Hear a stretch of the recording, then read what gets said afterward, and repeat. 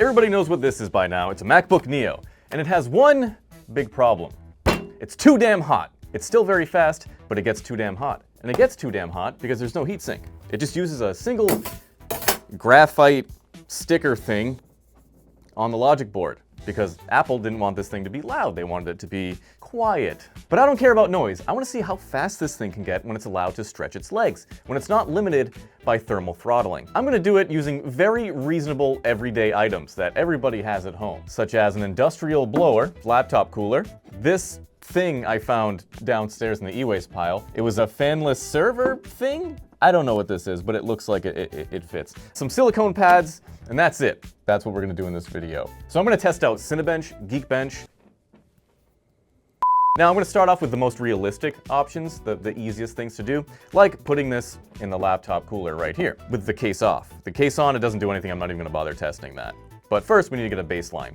So the A18 Pro is a very good chip. We know this. It has a high single thread score. Its single core is bananas, but its multi-core suffers from, thermal throttling. So what I'm doing right now, I am running Geekbench 6, and that's gonna test out the single core and multi-core scores just to see a baseline of where we're at with just a stock setup right here. So the bottom case is back on. I haven't done any modifications to this. This is a 256GB version. All right, so now we have our baseline, 3571, multi-core score 8731. So now we have our baseline for Geekbench. Now time for the A18 Pro's arch nemesis, Cinebench. We meet again. It pains me to do this. All right, I'm gonna go make a cake or something. This is gonna be the test that's actually affected by the temps. You can see this thing just maxes out, 104, 103. These are some high temperatures, baby. Boiling point of water on this bad boy.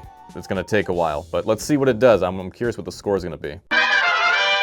Now, the reason I wanna run Cinebench is because Geekbench really only tests the burst speed of multi-threading, and the burst speed of this bad boy is good, but then as soon as 5 seconds, it immediately just thermal throttles, where that really doesn't appear so much in the Geekbench score. So Cinebench, it obviously does because this thing just maxes out, and you can see the CPU power is stuck around here. So it's the mid to high 3 watts. It will occasionally get to 4. It starts off really high, but immediately, again, it throttles. And that's because there is no heatsink on this thing at all, period. There's nothing. It's just a single graphite sticker that does absolutely no thermal transferring, which is why multi-core is so poor. So it will be snappy because most applications are just single threaded, right? So when you click on it, how fast it opens, the snappiness, that's what this thing excels at. But once you actually get in depth and you're trying to do multi-threaded work, that's when the limits really show themselves. All right, baby boys, we have a score 1465, and you can see where it ranks compared to the Ultra 9 and the M2. Not entirely horrible, but not very good either. This thing cranked. So right now, I'm just gonna show you the single thread scores. Okay, here we go. So you can see the CPU power starts off strong, right? 5 watts, and then it'll just immediately start shitting itself as soon as it starts to throttle, and that's when we get the notorious. So there we go. It's gonna hit 105. The CPU power is gonna go down to 3 point something watts. So that's the story of this chip. That's why I'm so focused on getting this thing to run better. All right, so these are our reference scores. This is our baseline scores, 492. It puts us right there. So wait, was that multi? Yeah, that puts us right there. Ding. Right above the M2, which is actually kind of nuts. So now we have our baseline. Now I want to do the next cheapest thing. The easiest thermal mod you can do is use one of these cheap silicone pads to seal the gap between the bottom case and the CPU. This is a tiny little silicone pad. I don't know how thick it is. I'm not a good judge on thickness. My wife is, not me. Hey! So this bad boy is the A18 Pro under here. I'm not gonna remove this just yet because I want this to show you how easy of a mod it could be if it does work. So I'm gonna just measure the square right there.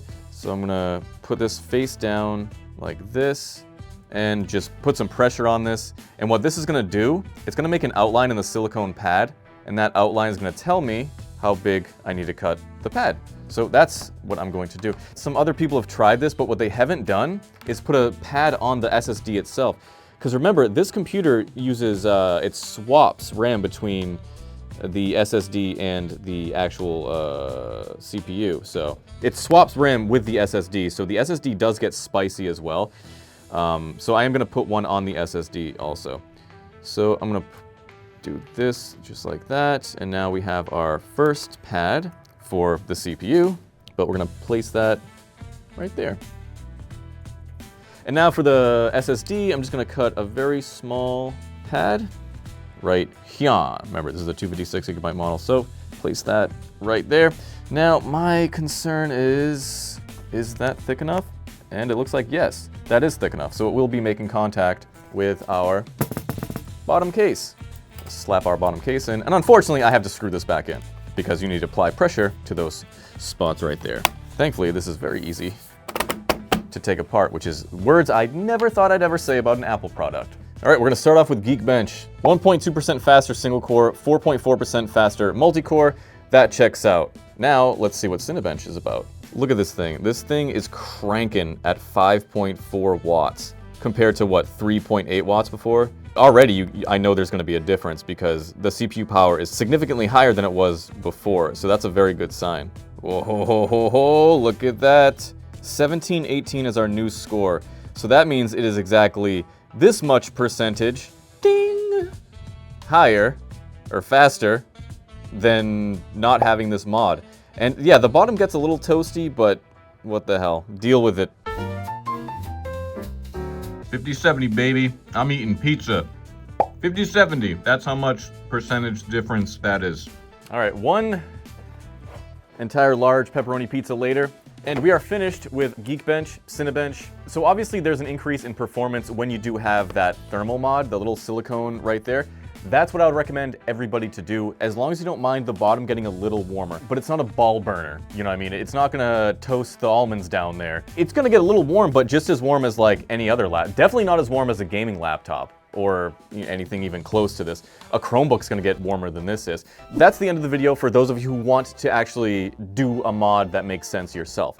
That's the mod that you can actually do to get more performance out of the MacBook Neo. Well, the rest of the video is me getting as much performance by means of unconventional means.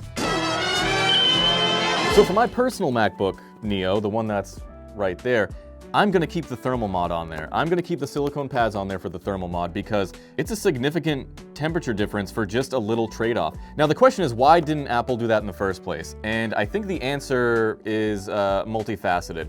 First reason is the CPU does take more power when it's able to cool itself, and that's gonna decrease the battery life. That's one thing. Also, obviously Apple doesn't want you burning your balls because I'm sure somebody would sue them. I don't know how correct I am on this assumption, but the more this competes with the other MacBooks like the M2 or M3, the kind of worse it makes Apple look in hindsight, because this chip has existed for a while and they keep pumping out M-series chips. But I don't know if they're not trying to cannibalize their iPad market. Who knows? This is me just speculating, but I think the energy issue and the heat issue on the bottom panel were definitely the biggest motivators of them deciding not to do that from the factory. So here we go. Our silicone pads are on the bottom case, which means obviously they were making contact. This is the sticker that's covering the chip. Now, all the mods I see, they just put something on this sticker right here. I don't want to do that. I want to put something on the chip itself. I want to put a heatsink on the chip itself. I want to see how fast this thing can go when it's cooled properly. So I unplugged the battery and I'm just gonna peel this back. This is what covers all the goods. That is the chip. That's the A18 Pro chip. Mine looks like it did not have good thermal putty coverage. What the heck's with that? Huh? Now I'm angry. Now I'm getting mad. Okay, so there you go. It's nothing. It's literally just a strip of nothing. There's no anything happening here. I don't know why this even exists. So what I'm gonna do first, I'm gonna see what happens if you just blast air into this thing on the Llano cooler, directly on it. Not on this, not on this, on all this. How fast can it run? How cold can it run? So I need to be gentle and be careful because this is where the air comes out of. None of this matters, only this part right here. So I have to place it very specifically. Just like that. Because the MacBook's so light, it's blowing it up. All right, this is fine. This is fine. All right, our idle temps with this thing cranked are about 30 degrees C, which is incredibly cool.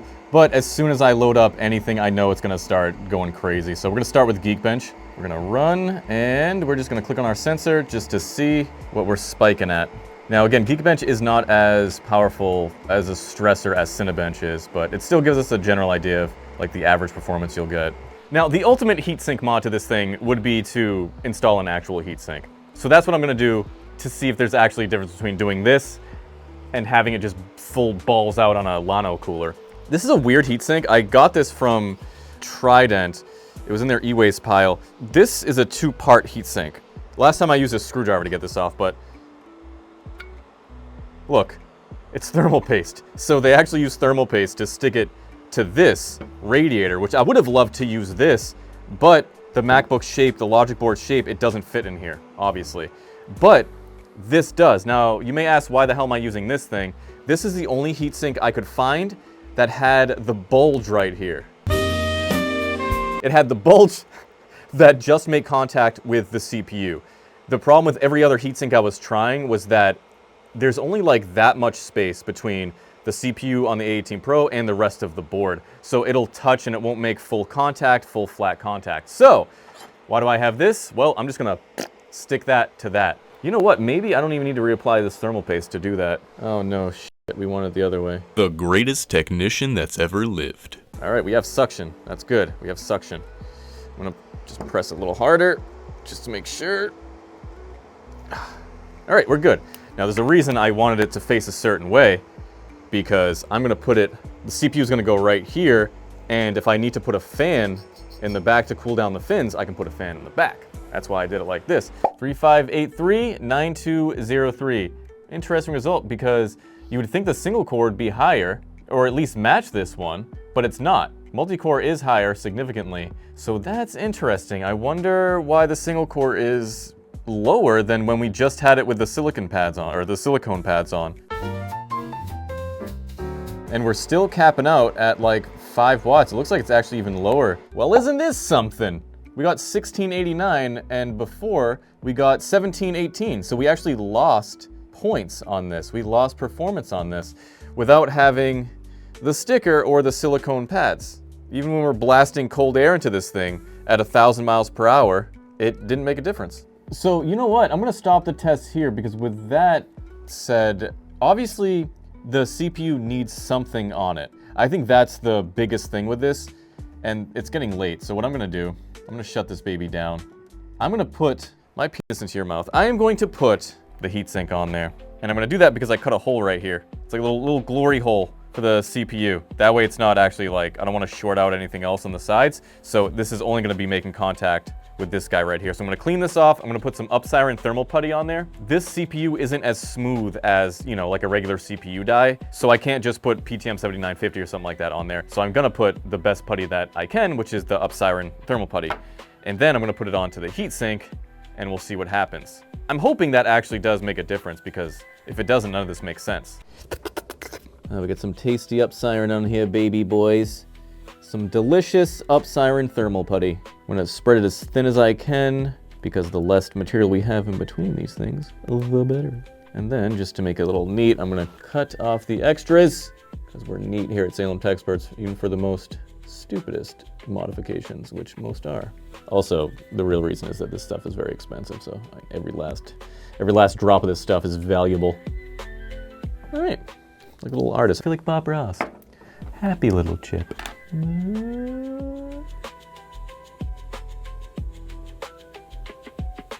And there we go. So now we have a heatsink.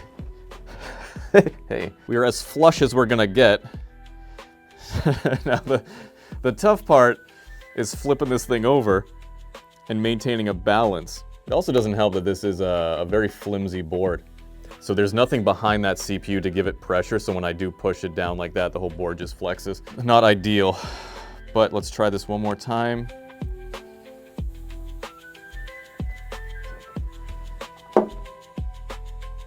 We've arrived. Now the issue is, how the hell am I gonna balance this MacBook so it stays on the heatsink like this? This is a very reasonable, realistic way to cool your A18 Pro. You gotta balance it correctly using a toolbox, and I don't even know what that is. You gotta balance it while you're working. So I see nothing wrong. I haven't seen 100C yet. I hit 80 a few seconds ago. We're what, 30, 40? Oh, I saw 6 watts for a second. I saw 6 massive watts. Oh God, 86, 88, oh geez, oh boy. Oh dear. This is fine. This is fine. I'd render a video like this. It depends on how important that video is. All right, baby boys. 36249492. That's our best score yet with this very realistic modification. God, I'm gonna have to hold this for Cinebench. I'm really curious what Cinebench is gonna do. Ironically, dude, this heatsink is not warm at all. Like, it's cold, but it's obviously conducting heat away. I don't know if I even have to put pressure on it. I'm just afraid not to. You know, but right now the CPU's at 25. That's absolutely insane. It's crazy. And I didn't even have this on. I was thinking on turning this on as a joke to, like, you know, how cold can it get? But this thing's not even heating up, so I don't know what difference that would even make. All right, all right, we're gonna do a Cinebench now. Whoo, hold on to your butts. Oh God, immediately. 105. Whoa, look at that wattage in the CPU though. Holy shit, 8 watts, no way. That's definitely temporary, there's no way it's gonna stay there. Wow, I think it was what, 5 watts before? Holy crap. Oh yeah, that system close to 18 watts. If this was on battery, this would be impacting the battery life for sure.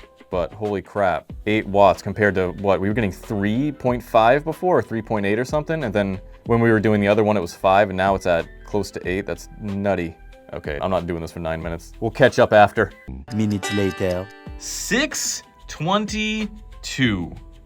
I have the fastest MacBook Neo in the entire world, and all I had to do was put a heatsink on there and balance it precariously with outrageous things. Why does my iPhone never want to focus? 1967, baby! We are so close to a world record. That actually might be the world record. Come at me, bros. Who's got 1967 on Cinebench on the A18 Pro using normal means? So we had what? 1689 was our original score. 1718 with the Silicone. 1967. We are so close to the M2. Unbelievable. Unbelievable. This is nuts, man. 639. My baby boys and girls, look how close we are to the M4 Max.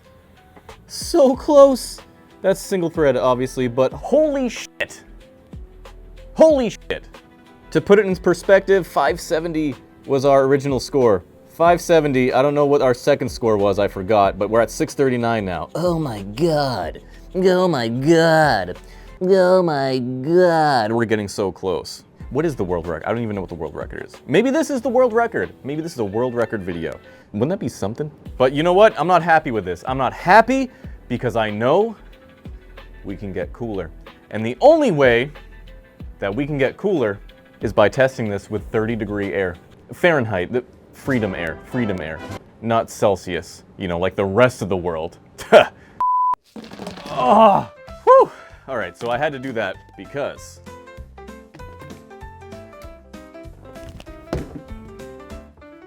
I bet none of you can do that. I'm gonna be in pain for weeks. Oh, it's an ambulance. That's an ambulance. It's for me. It's 30 degrees outside, and I need some cold air for an intake. All right, this is a true cold air intake. It intakes air right here. So, if I force it to intake cold air from outside, and I prop this up somehow, shout out to you, Green. We have 0 degrees Celsius air, 30-degree Fahrenheit, or something like that, going right into the computer, going right into the MacBook.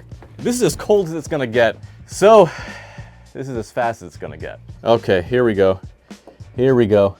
This is gonna be a tough one. Oh God, fuck. It didn't work. Change of plans. It just wasn't working out like that.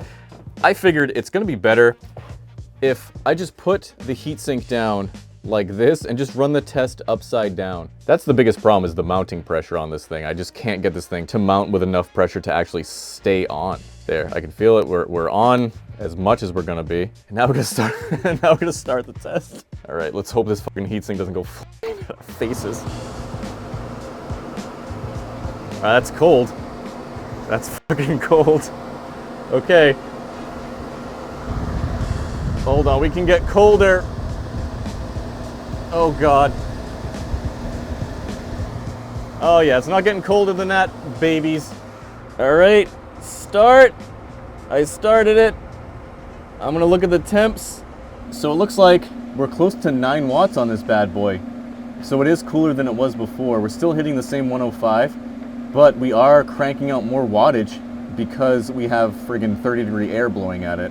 Fingers crossed this thing actually works. We're cranking, boys! With a cold air intake, baby! Oh boy, we are cranking out 9 watts, my dudes. 9 watts on this thing. This is insane. Oh boy. What? Whoa! Hugo, what do you... Hugo! Get out of here. Go on, get. Look what you did. What the Anyways, we're at 9 watts on this bad boy, cranking it out. This thing is gonna set a world record, and I'm under a desk. My legs hurt. Apple engineers never imagined this. Yes, this is what peak engineering looks like. The screen is off. Oh God, this is a test of the hinges. All right, I woke it up. What are we at? Oh, 2031, baby. 2031. This is the fastest MacBook Neo that's ever lived. So now it is time for single core. Oh God. Oh, we're falling. Oh God, come on, hat, don't fail me now. Single core score, 632, baby. How does that compare? I gotta flip this thing upside down to figure it out. Thank you for your service, Mr. Tubes.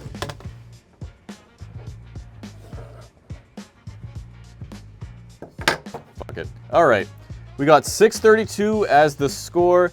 Look how close we are to the M4 Max, dude. We're within 44 points of the M4 Max single thread. Holy bananas. So how does that compare to our previous scores? 570 was our score, and then 632 is our new score, which means if you do math, that's the percentage difference right there. So what did we learn today? I really have no idea. We learned how cool this thing could get if it's under extreme modification, but we also learned how cool it can't get. So this thing still spikes immediately to 105C. Obviously the architecture in this thing is different. I'm not an engineer, I don't know how it works, but the fact that the RAM is built into the CPU, shit gets hot immediately.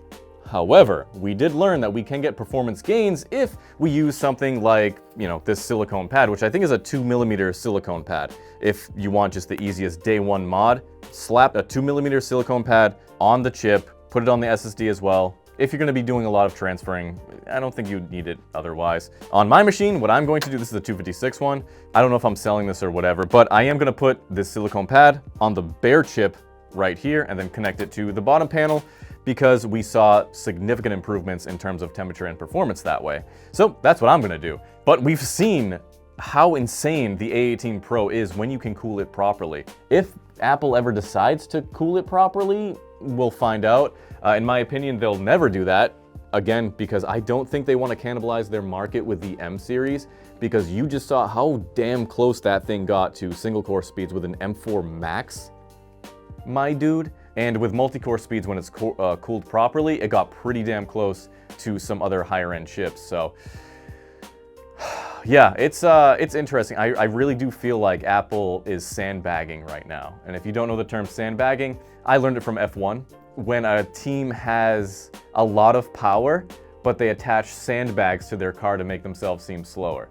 And then when the time comes, they cut the sandbags off. That's when they unleash their full power. I think Apple is purposely sandbagging to not cannibalize their own market share for their laptops and for their iPads. Listen, again, every other laptop manufacturer, Intel, Qualcomm, AMD, you guys don't care about consumer stuff anymore, but you should be shitting yourself, because if Apple continues to pursue the consumer market, you guys are fucked. Straight up, you guys are fucked, man, because I think you'll see Apple loosen the restrictions when it comes to their software. Like, can you imagine if this thing ran Linux? There would be zero reason for you not to buy this besides the soldered storage. But if Apple wants to dominate the world, all they have to do, unsolder the storage and allow Linux to be installed. And there goes the entire PC market. So with that said, thank you for watching. I'm gonna go home. It is 1 in the morning right now. We've been here very late because every single test took 10 fucking minutes. I hope you enjoyed the video. I hope you learned something. I didn't learn anything. But yeah, thank you for watching. Bitch. I put it up my yes. There it is. I found it. It was up my yes. I'm gonna clean off. Come here.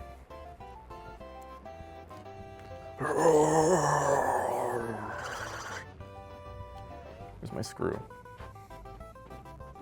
Oh, it's right in fucking front of me. I don't know if you guys can hear that, but the cops are actually on their way to arrest the guys downstairs for playing such horrible music.